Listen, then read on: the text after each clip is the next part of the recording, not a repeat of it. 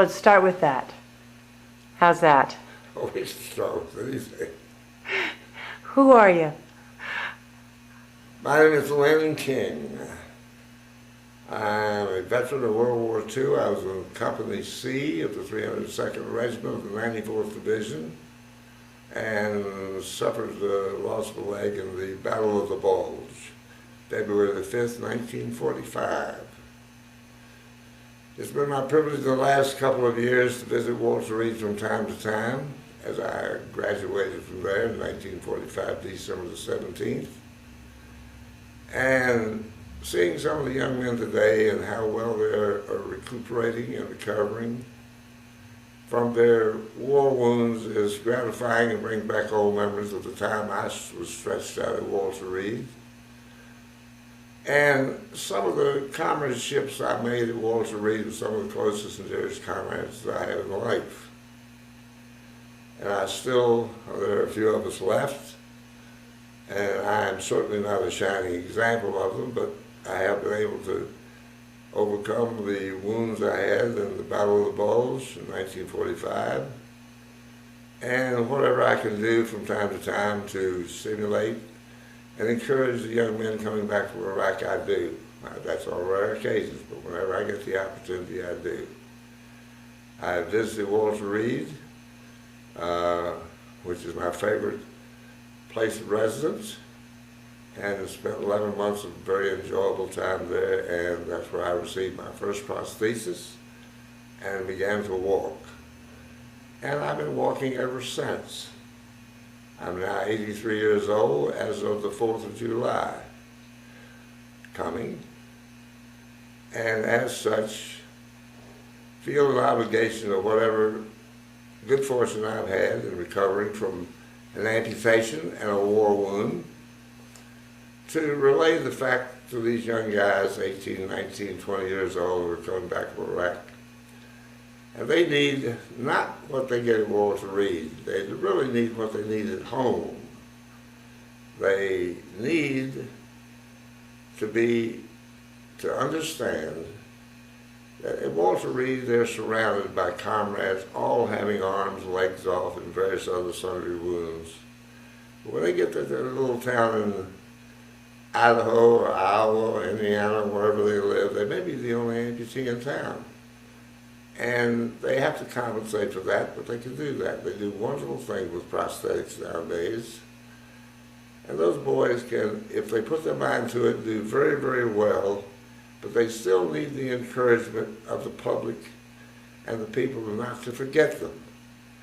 And now is the most important era of their lives. A returned guy with a leg or an arm shot off, or blind, need the understanding and the prayers and guidance of his hometown people, friends, family, and loved ones, and to be made not to feel as an outsider or as someone coming back from a freak show, but someone who's done his duty for his country and now deserves every honor and every bit of help that we can give them.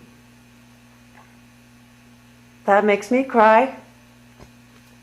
What's up there in your lapel? That is the Purple Heart, which is really, not that I received a great many medals, but that's the only distinction and it seems to be more recognizable to most people than any other ribbon that people wear, but the Purple Heart I'm very proud to wear the Purple Heart. And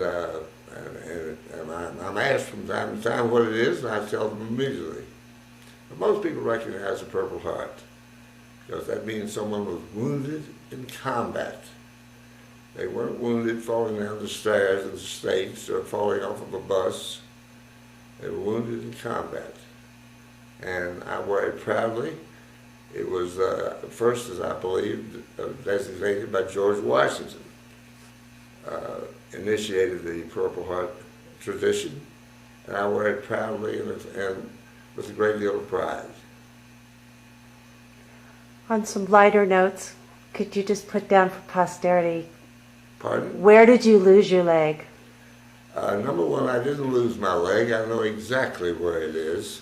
People often ask that of an amputee, where did you lose your leg? Most people remember where their leg is. my leg resides in the little town of Tettingen, Germany. And I go back from time to time to sit in the little country of Luxembourg. It has a tremendous celebration each June for the veterans who were responsible for the divisions that liberated their country from the Germans in World War II.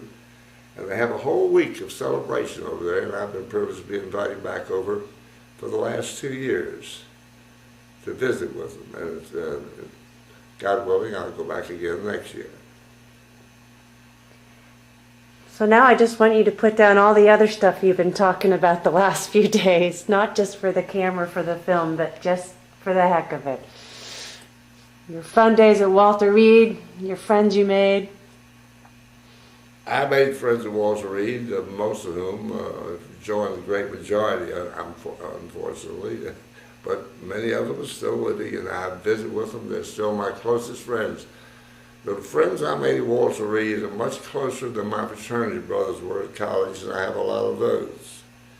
But the friends you make with the community of combat wounded is a friendship that's dear to my heart and is dear to each and every one of us, and we are still a very close band of brothers. Was your leg wound your only wound over there?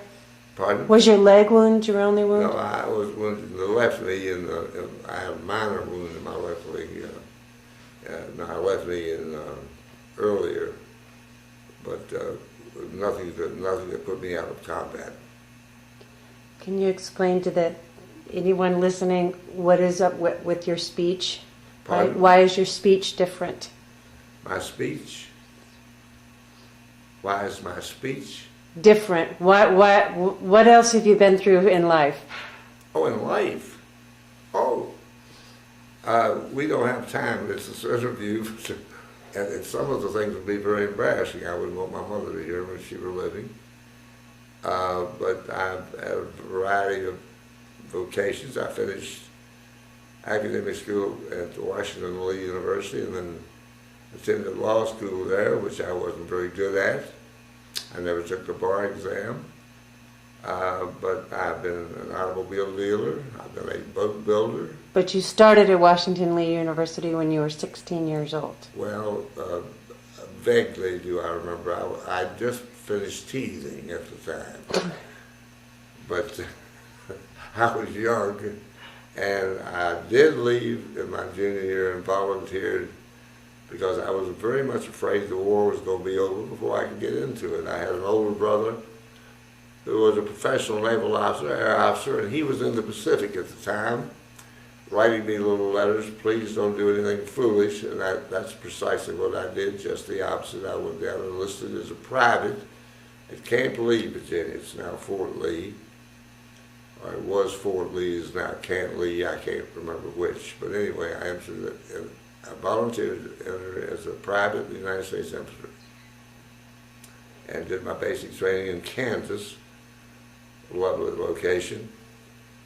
And then we shipped out of Camp Shanks, New York on the Queen Elizabeth, the old original Queen Elizabeth, when I went overseas on. We landed in Glasgow, Scotland.